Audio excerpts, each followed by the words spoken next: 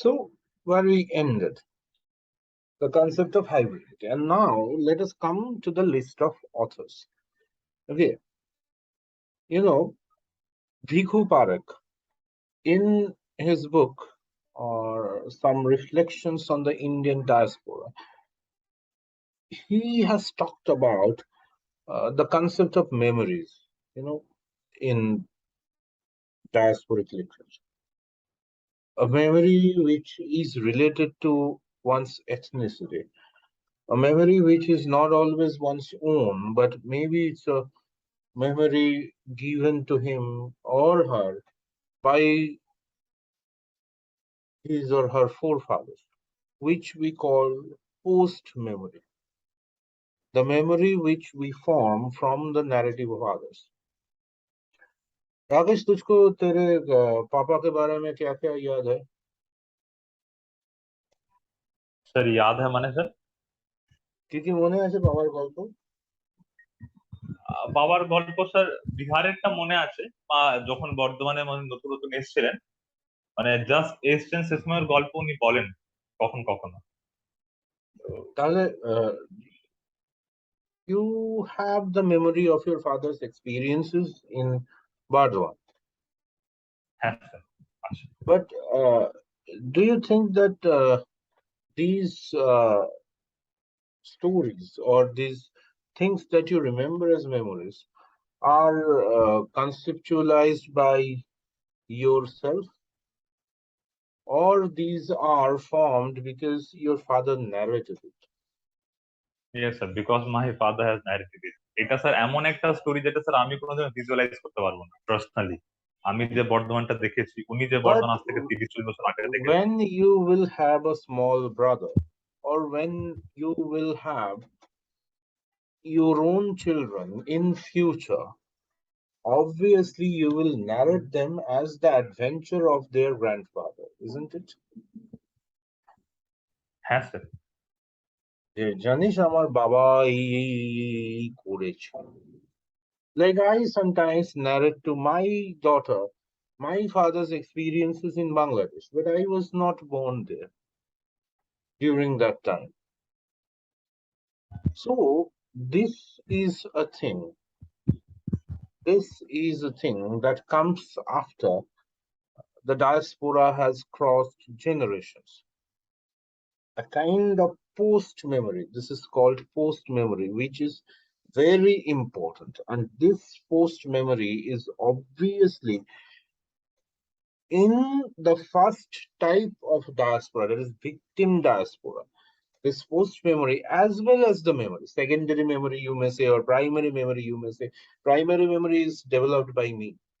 Secondary memory যার হালকা হালকা গল্প আমার মনে আছে, বাট সেটাকে মিসিং লিঙ্ক গুলো প্রোভাইড করছে আমার অ্যানসেস্টার্সরা। আর পোস্ট মেমোরি যার কিছুই আমার পার্সোনাল এক্সপিরিয়েন্স নয়, পুরোটাই আমার অ্যানসেস্টারদের এক্সপিরিয়েন্স, যেটা হেরিডিটারি আমি ক্যারি করে চলেছি।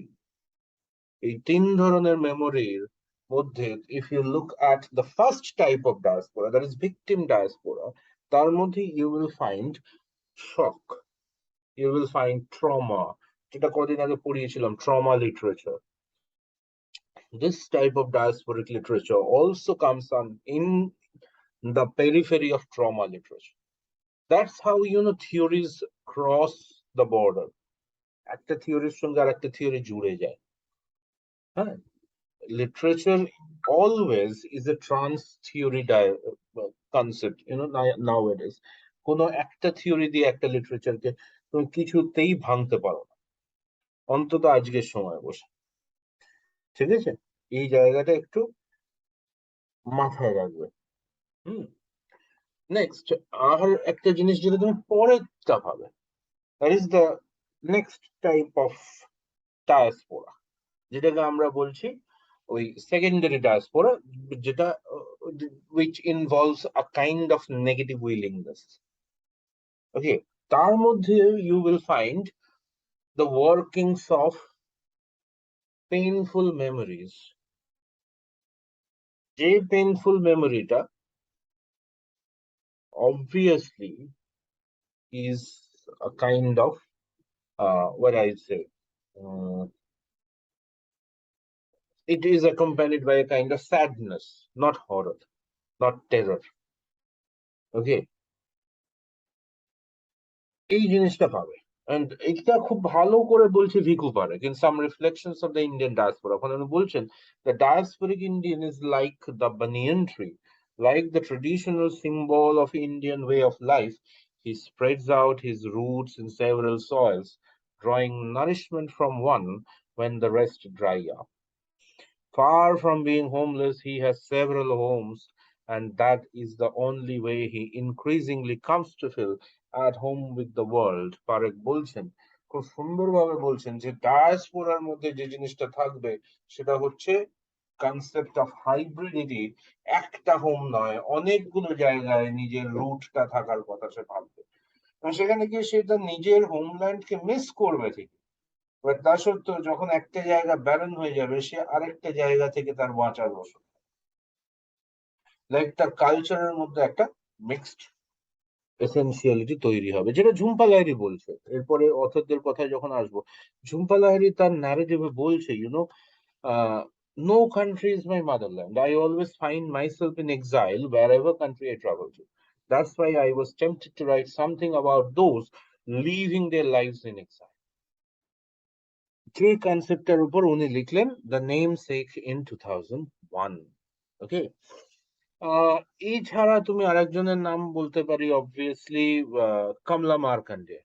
কমলা মার্কান্ডে, সাম inner Fury, পোজেশন, the কফার dams, the nowhere man, precious city, the golden honeycomb, all these are written in post-colonial era, and they will not only find uh, the uprootment or the diasporic elements of memory, but we also find a kind of cultural resistance. যেখানে যাচ্ছে সেখানে Indian কালচারটাকে ধরে রাখার চেষ্টা, চারপাশের cultural অ্যালিয়েনেশনের মধ্যে নিজের অরিজিনালিটিটাকে একটু প্রিজার্ভ করার চেষ্টা, বাট স্টিল নিজের দেশটাকেও আর নিজের না মনে করা, কারণ নিজের দেশটাকে তো ছেড়ে চলে এসেছি, আর যে দেশে এসেছি সেটাকেও পুরোপুরি নিজের না মনে করতে পারা, দ্যাট ইজ সব জায়গাতেই being treated as the outsider. Okay, and যে জন্য দেখো কনসেপ্ট গুলো কি, position, nowhere man, precious city, inner fury, you can understand the namesake, আমারই মতো নামের একজন। So identity crisis, these are the thing, the question of proprietary, যেটা দেখে আমার ডিস্টেন্স তৈরি হচ্ছে। ডি রাজন লিখছে too long in the west. So there is a kind of waiting, there is a kind of memory in work. ডায়াসপোরিক কবিতা নিয়ে লেখা একটা ওই Tilottama Rajan, myth in a metal mirror. So and সব থেকে ইম্পর্টেন্ট, মানে দেখো একদম যদি তুমি সান্থা রামা রাওয়ের লেখাগুলো পড়ো, স্পষ্ট narrative, home to India, remember the house, this is India. Okay, passage to ইন্ডিয়ার মতো তিনিও লিখছেন একটা প্যাসেজ টু ইন্ডিয়া, ফস্টারের প্যাসেজ টু ইন্ডিয়া থেকে নামটা নিয়ে, টাইটেলটা নিয়ে 1960-তে। যেখানে কিন্তু আলটিমেটলি হি ইজ লিটারেলি ভারতবর্ষের বিভিন্ন জায়গা ঘুরে বেড়ানোর সূত্রে তার এই লেখাগুলো, কোথায় তিনি একটা মিস করছেন নিজের জায়গাগুলোকে, সেই জায়গাগুলো নিয়ে লেখা। And then obviously Bharati Mukherjee, the tiger's daughter, wife, Jasmine, leave it to me, the holder of the world, desirable daughters. এইখানে খুব ইন্টারেস্টিংলি হাইব্রিড কালচার কিভাবে এফেক্ট করছে দেখো, এখানে হাইব্রিড থিওরি হয়ে যাচ্ছে। Bharati is mixing up diasporic literature with gender studies, with feminism, feministic diaspora, that is diaspora, the experience of diaspora from a man's angle and from a woman's angle is very different.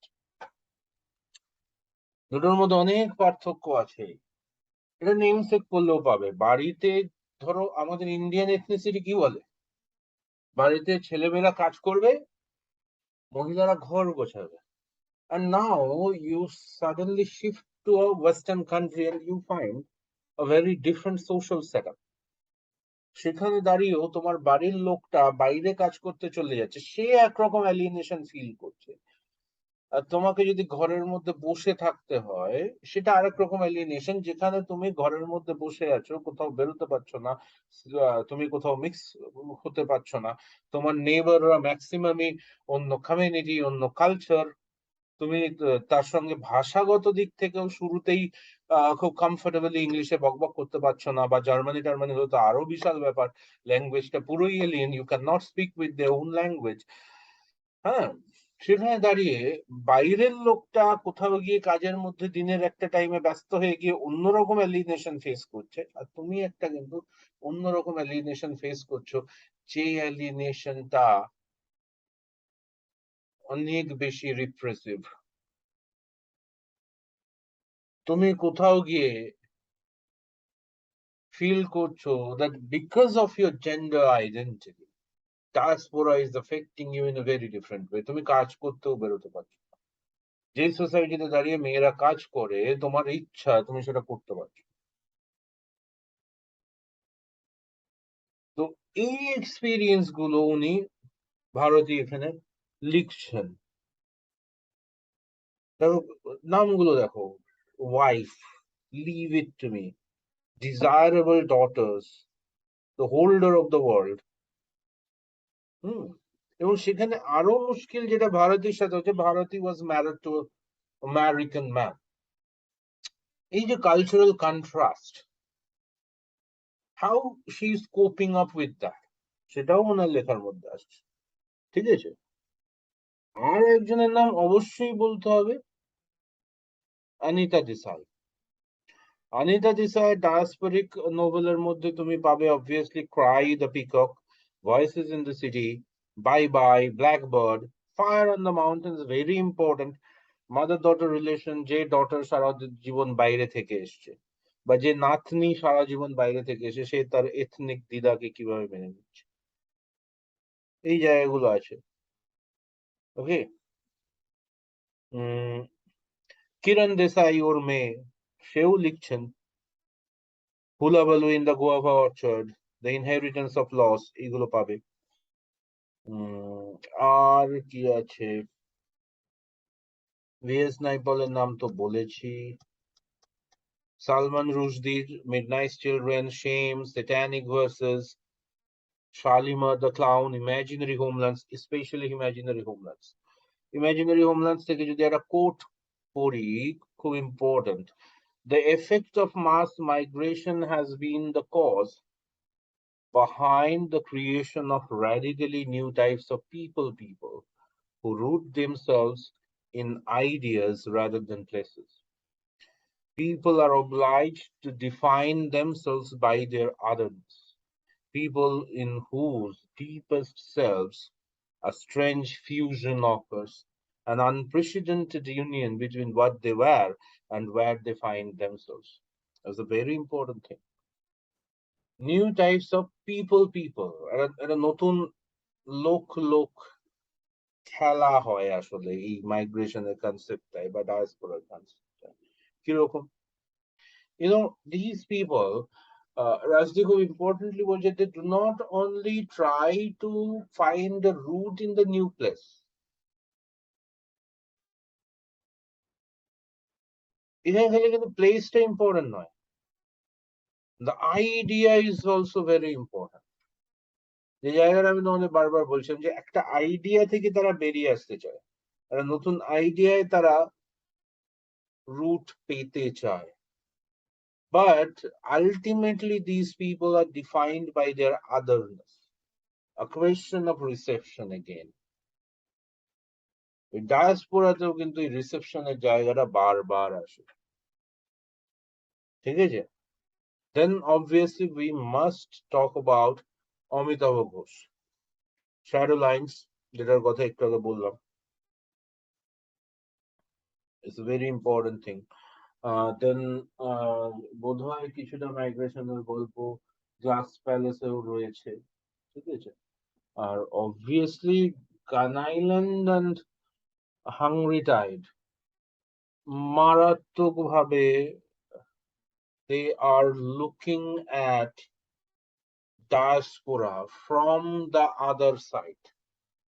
তুমি বাইরে চলে গিয়ে bread up করে যখন আবার কোনো কাজে দেশে ফিরে আসছো, দেশের লোক তোমাকে কি করে দেখছে? It's a very important thing in hungry tide, looking from the other way to diaspora, not looking from the diasporic people's eye, but looking at diaspora from the eyes of the ethnos, যারা তখনও দেশে রয়েছে তাদের চোখ দিয়ে বাইরে থেকে এসে লেখা লোকটিকে কেমন দেখতে লাগে। আর একজনের কথা বলবো, Vikram Seth, from heaven's lake, humble administrator's garden, এইগুলো সবকটাই মোরাললেস আর suitable boy, beastie tales from here and there, all you who sleep tonight. Literally আমার বিক্রম সেট পড়া হয়নি, যে জন্য আমি খুব একটা বেশি বলতে পারবো না, বাট মোরলেস এটাও কিন্তু ওই দেশভাগের পরবর্তীকালে ডায়াসপোরাটাকেই বোঝায়, ঠিক আছে। অ্যান্ড এছাড়া যাদের নাম বলা যায়, উমা পরমেশ্বরন, আশিস গুপ্তা, রোহিন্তন মিস্ত্রি, এম জি ভাসানজি, এদের লেখাগুলোর মধ্যে পেতে পারো। তার মধ্যে উমা পরমেশ্বরের তো ত্রিশঙ্কু 1988 লেখা একটা কালেকশন, অ্যান্থোলজি অফ পোয়েট্রি আছে, যেটা খুব ইম্পর্টেন্ট। এই যে উল্টো দিক থেকে মানে হোমল্যান্ড ত্যাগ ছেড়ে গিয়ে আবার হোমল্যান্ডে ফিরে আসে, যারা বাধ্য হয় ফিরে আসে, রিটার্ন ডায়াসপোরা, মানে তুমি এখান থেকে বাইরে গিয়ে একটা রুট তৈরি করেছো, বাট এগেইন তুমি আবার আপরুটেড এবং ফিরে আসতে বাধ্য হচ্ছে এখানে। ধরো তোমার বাবা চলে গেছিলেন চাকরির জন্য ইংল্যান্ডে, দেন মানে এই ট্রেন্ডটা নতুন হয়েছে আফটার দ্য রিসেশন, এই লেখাটা হচ্ছে, তুমি দুটো জেনারেশন, তিনটে জেনারেশন ওখানে কাজকর্ম করে খাচ্ছ, but after recession suddenly you find that you have no job. তার থেকে তোমার এখানে দেশে এখনো যা জমি বাড়ি রয়েছে বা যা ডিগ্রি তোমার রয়েছে, তুমি জানো তোমার রুটে ফিরে এলে তুমি তাও কিছু করে খেতে পারো। After recession so many families return, you know, এটা আমাদের সবার জানা একটা ঘটনা। This is called return diaspora. সেই লেখাগুলোর মধ্যে যদি একটু দেখি, সেগুলো আমরা পাবো কমলা মার্কন্ডের the no way man 1972, sorry the nowhere man, Hari Kunzru, very important writer, Transmission 2004, Rusdir পাবো Shalimar the Clown, Vasanjir পাবো The Assassin's Song, and Marina Budos, Ask Me No Question. More or less look, এগুলো কোন সময় লেখা? বেশিরভাগ 2004 রিসেশনের পর থেকে। দেখো Hari Kunju, Shalimar the Clown 2005, Vasanji, Assassin's Song 2007, Marina Budos 2007. So these return diaspora stories are written maximum in a kind of post recession era, এবং এটাকে রিটার্ন ডায়াসপোরা বলছে। এই নিয়ে আমি একটা বাংলা একটা নোভেল বলবো তোমাদের, ওকে, এটার নাম হচ্ছে বাঁশিওয়ালা। এটা শীর্ষেন্দু মুখোপাধ্যায়ের লেখা, অ্যান্ড লিটারেলি এই বইটায় তোর খুব সুন্দরভাবে বলা আছে রিটার্ন ডায়াসপোরার একটা গল্প বাঙালিদের মধ্যে। আর ডায়াসপোরা নিয়ে বাংলায় যদি পূর্ব পশ্চিমে পাবি, অবভিয়াসলি পার্টিশন যেমন আছে পূর্ব পশ্চিমে, তেমন পোস্ট নকশাল এরা ডায়াসপোরার গল্পটা খুব মারাত্মক ভাবে আছে। Post Naxalite diaspora is a major cultural phenomena in West Bengal, সেটা মারাত্মক ভাবে আছে ওখানে। Okay, so this is more or less all about diaspora. Diaspora নিয়ে কারোর কিছু জানা আছে কি?